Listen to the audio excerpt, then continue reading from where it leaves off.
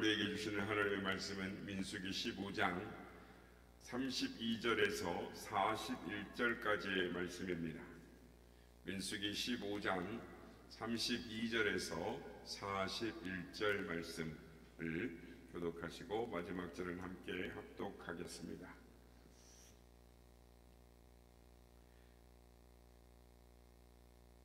이스라엘 자손이 광야에 거류할 때에 안식일에 어떤 사람이 나무하는 것을 발견한지라.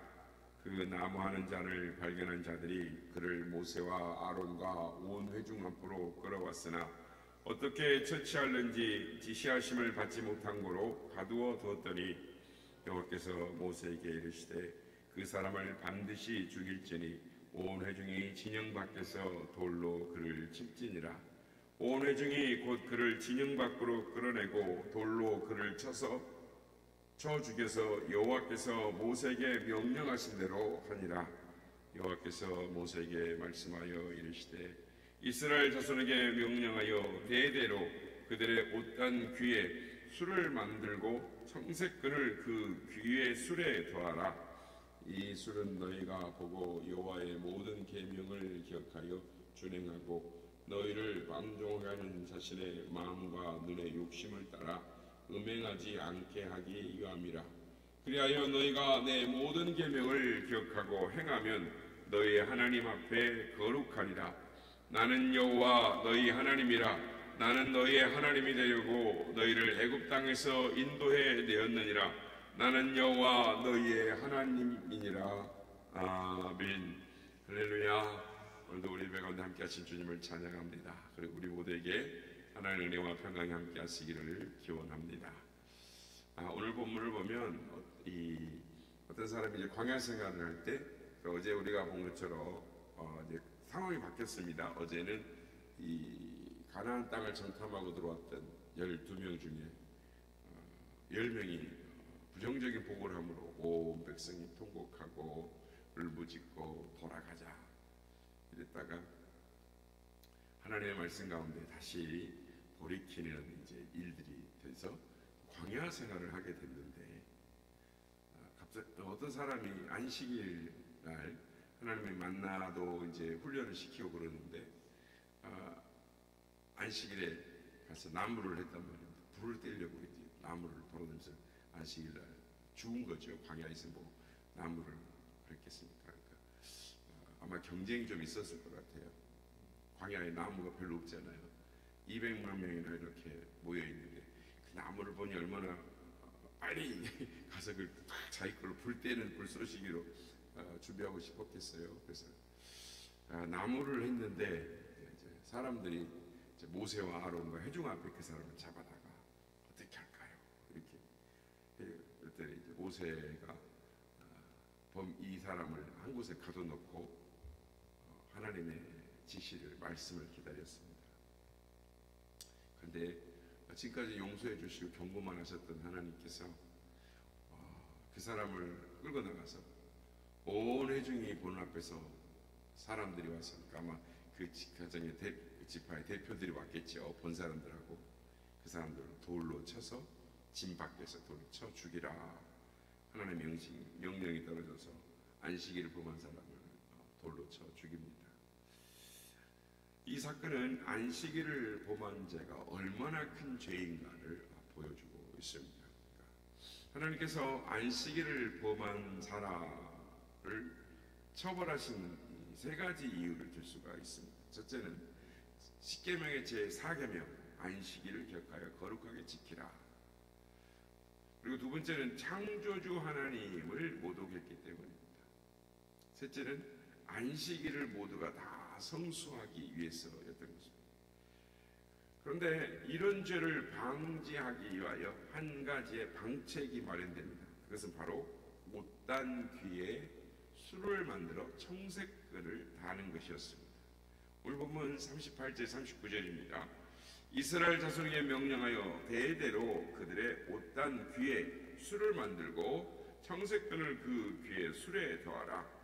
이 술은 너희가 보고 여호와의 모든 계명을 준행하고 너희를 방종하게 하는 자신의 마음과 눈의 욕심을 따라 음행하지 않기 위함이라. 하나님은 방책을 주셨는데 옷단 귀에 술을 만들어 청색끈을 달아라. 그래서 그 청색끈 술 옷단 귀의 술에 청색끈을 보고 하나님의 말씀을 기억하고 부지 중에라도 율법의 규례를 범하지 말라라는 의미로 주셨습니다. 즉, 그러니까 옷 한 귀퉁이, 그러니까 옷이 이렇게 보면 우리가 옛날에 한복 보면은 옷단 귀가 술이 있지 않습니까? 그러니까 일반인들은 우리 요즘 한복 그렇게 안 나오잖아요. 근데 이렇게 딱 소매가 이렇게 딱 돼 이렇게 쭉 접어진 개량 한복 이렇게 나오면 옛날에 한복은 깁니다. 좀 폭이 넓어요. 이렇게. 그래서 이렇게 보면 이렇게 돼 있습니다. 근데 옛날 양반들 겉옷은 어떻게 돼 있습니까? 길죠. 이만하죠. 또 벗잖아요. 그러니까 그런데 그러니까 이제 유대인들은 이 구약 시대뿐만 아니라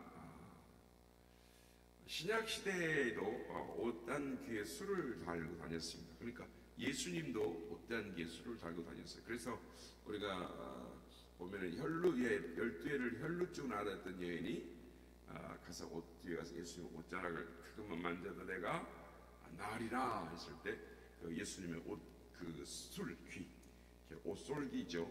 요렇게 뒤쪽에 달려있는 요렇게 다니니까 내가 슬쩍 이걸 만진 겁니다. 그런데 이제 바리새인들은 이것을 허례의식으로 과장을 해서 막 달고 다녔습니다. 그러니까 자료에 하면은 옷단 귀의 이 가로가 45cm 정도 되죠. 45cm에 길이 세로는 94cm 정도, 이만한 1m 정도. 이만한 이렇게 키니까 얼마나 옷이 컸겠습니까? 여기다가 옷단 귀로 화려하게 술을 막 달아가지고 나는 율법을 잘 지킨다 이러면서 옛날 그게 이제 점점 더 많이 달면 자기가 더 많이 하나님의 말씀을 다하는 것처럼 이렇게 했습니다. 특히 종교 지도자들이 이 옷단에 단 술을 화려하게 만들어서 자신을 신분을 상징하는 장식용으로 하게 되었습니다. 그래서 하나님께서 옷단 귀에 술을 보고 하나님의 말씀을 기억하고 부지 중에라도 죄를 짓지 말라고 주셨는데 본 의도와는 달리 이 옷단 귀에 술이 이렇게 사용되었습니다. 오늘 시간에는 그 옛날 하나님께서 그 백성들에게 이 옷단 귀에 술을 매달라고 말씀하시면서 이스라엘 백성들에게 어떻게 살아가라라고 말씀을 주셨듯이 지금 오늘 우리에게 그 이 옷단 귀의 말씀을 통해서 우리에게 어떻게 살라고 말씀하시는지 그것이 무엇인가를 살펴보므로 은혜를 나누고자 하는 것입니다. 구약의 이스라엘 백성들이 옷단 그 옷단의 술이 하나님의 율법을 의미했다면 오늘날에 우리에게는 무엇을 의미하는 것일까요? 그 시대를 사는 것을 신약의 시대를 사는 우리에게 적용해 보면 이 옷단의 술은 예수 그리스도 또는 십자가 또는 말씀, 하나님의 말씀으로 우리가 이해할 수 있을 것입니다. 그렇다면 이스라엘 백성들은 이 옷단 술을 보고 하나님의 율법을 기억했다면 오늘의 우리는 이 옷단 술을 어떻게 기억해야 할까? 오늘 보면 39절 이렇게 말씀합니다. 이 술은 너희가 보고라고 말씀합니다. 그러니까 하나님은 이 세상을 살아가는 방법 중에 하나가 먼저 보고라고 말씀합니다. 오늘 아침에는 이 보라, 보고라는 말씀을 가지고 의미를 생각하면서 은혜를 나누고자 하는 것입니다. 그러니까 이스라엘 백성들에게 이 옷단 술은 이 안전 표지판과 같았습니다. 그러니까 운전기사가 운전을 할 때 이 안전 표지판이 중요한 것입니다. 그러니까 운전하다가 가보면은 이렇게 오른쪽에 표지판이 있습니다. 그러니까 하다가 이렇게 돌이 낙석 주의 또는 사고 다발 지역 이거나 또는 안개 지역 또는 겨울에는 설얼음이 지는 데 있지 않습니까? 커브 도는데 이런 지역 표지가 이렇게 안전 표시가 붙어 있습니다. 그러니까 운전을 하다 보면 그 표지판을 보고 조심하는 것입니다. 그래서 브레이크를 언제든지 밟을 준비를 하고 이렇게 그 구간을 지나가게 되는 것이죠. 이와 마찬가지로 이 옷의 이 술은 말씀을 상징하고 말씀 안전 표지판이다라고 할 수 있습니다. 그러니까 우리가 종종 삶의 방향 감각을 잃을 때 말씀을 보면 다시금 길을 찾게 되는 것입니다. 그래서 괴로울 때, 힘들 때 주님을 봐야 됩니다. 그러면 위로와 용기를 갖게 되는 것입니다. 그렇습니다. 우리가 매사에 주님을 보고 말씀을 보는 것, 그것이 중요합니다. 얼마나 중요한지 모릅니다. 매일 말씀을 읽고 이렇게 새벽에 나와서 주님을 바라보고 이런 것이 우리 삶의 안전판이 되고 방향 나침판이 되는 것입니다. 그런데 우리가 이 주님을 보는 대신에 세상을 본다면, 육적인 감각을 보게 되면 실패를 가져오게 되는 것입니다. 성경에 보면 창세기에 야곱의 딸 디나가 그 지역에 세상 구경을 하고 싶어서 나갔다가 얼마나 큰 어려움을 당했습니까? 이와 같이 우리의 보는 눈을 조심해야 되는 것입니다. 또 다른 예를 들면 성군이었던 다윗도 지붕 위에서 보지 말아야 할 것을 보고 큰 시험에 들었습니다. 그러니까 이스라엘 백성들이 모압에서 시딤의 여인들의 아름다움을 보고 가서 이방 신에게 유혹에 받아서 절을 하는 장면이 나옵니다. 그러니까 여러분, 이스라엘 백성들이 광야 생활하는 이스라엘 백성들이 헛된 우상에게 절할 일이 없습니다. 자기들끼리 모여서 진을 구성하고 구름기둥 가운데, 불기둥 가운데 있는 하나님을 바라보고 매일 만나를 받아 먹고 사는데 그들이 가서 우상 숭배할 리가 있겠습니까? 그런데 모압 여인들을 봤을 때 그 아름다움에 빠져들게 되었다라는 거예요. 그래서 유혹받아 자기도 모르게 거기서 우상에게 절을 하게 됩니다. 마찬가지로 이스라엘의 12 정탐꾼이 무엇을 보았느냐, 무엇을 보았느냐에 따라 그들의 생각이 달라지게 되는 것입니다. 그러니까 여호수아와 갈렙은 환경을 보지 않고 주의 말씀을 바라봤고 주님을 바라봤기 때문에 그들의 소망이 있고 긍정적이고 담대하게 믿음의 길을 갈 수가 있었습니다. 그러나 나머지 10명의 사람은 환경을 보고 세상을 보다가 부정적인 보고를 불신앙의 사람이 되는 것입니다. 우리는 이 신약의 시대에서 이런 사실을 우리가 확실하게 보고 깨달을 수 있는데 베드로를 통해서 볼 수 있습니다. 마태복음 14장에 보면 베드로가 풍랑 가운데 물 위를 걷는 그런 사건이 나오지 않습니까? 풍랑 위를 잘 걸어갔습니다. 그 물 위를 잘 걸어가던 베드로가 바닷속으로 빠져 들어갔습니다. 왜 빠져 들어갔습니까? 풍랑과 바다를 보았기 때문입니다. 주님의 얼굴만을 바라보고 걸어갔을 때는 빠져들지 않았어요. 더 힘들고 어려울 때 주님 얼굴만을 바라보고 나가야 했는데 베드로는 주님 얼굴을 보다가 주님 얼굴을 보지 않고 풍랑을 바라보고 세상을 바라보니까 그만 빠져들고 마는 것이죠. 우리도 세상을 살다 보면 힘든고 어려운 일들이 있습니다.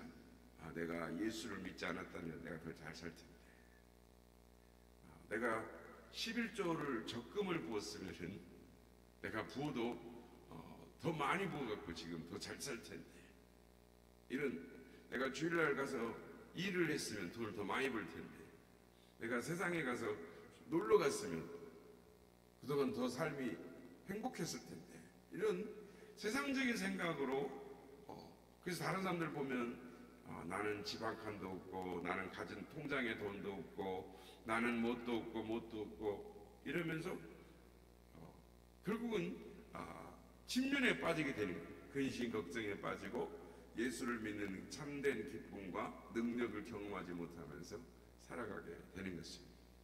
그러므로 우리는 주님의 얼굴을 바라봐야 하는 것입니다. 우리의 눈에 주님의 얼굴이 아니라 세상의 파도가 보이고 세상의 풍랑이 보이면 우리는 두려움에 빠지고 마는 것입니다. 그러나 아무리 우리 앞이 캄캄하고 세찬 비바람과 파도가 우리 앞에 있다 할지라도 주님을 바라보면 능히 바다 위를 걸어갈 수 있게 될 줄로 믿습니다. 그러므로 아무리 힘들고 어려워도 주님만을 붙들고 주님만을 바라보며 나아가는 우리 모두가 되시길 주의 이름으로 축복합니다. 오늘도 세상이 힘들고 어렵다라고 말을 합니다. 그러나 주님만 바라보고 나가면 주님께서 우리의 선장 되시고 우리의 목자가 되셔서 세찬 이 세상의 바다를 무사히 건너가게 하시고 푸른 들판과 쉴만한 물가가 있는 것으로 우리를 인도해 가실 줄로 믿습니다. 오늘도 주님만을 바라보며 주의 십자가만을 바라보며 주의 말씀만을 바라봄으로 믿음의 경주에서 승리하시는 우리 모두가 다 되시기를 예수님의 이름으로 축복합니다. 노하나는 죄에 걸려 일평생 주만 바라며 어려울 때에 조시고 언제나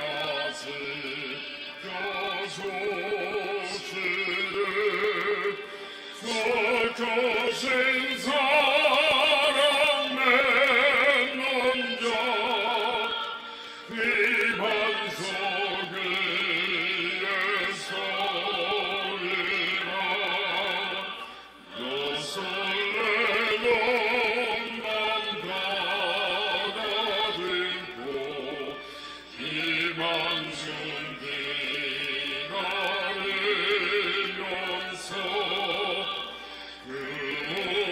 그대로 생주의 뜻과 사랑에 맞춰가요라 우리를 불러주신 주 마음에서 원하신가 주 찬양하고 기도하며 내 몸부림 쏟아라 주 약속하신 모델이네 내게 선이 로지라 참되고 의지하는 자 주께서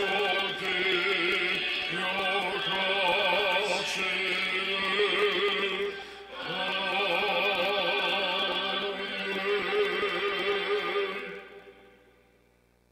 주님을 바라보면 주께서 승리의 길로 우리를 인도해 주십니다. 벳세메스로 올라가던 두 암소와 같이 좌로 우로 흔들리지 않고 주님만을 향하여 전진해 나아가는 우리가 되게 하여 주시옵소서. 이렇게 기도하기 원합니다.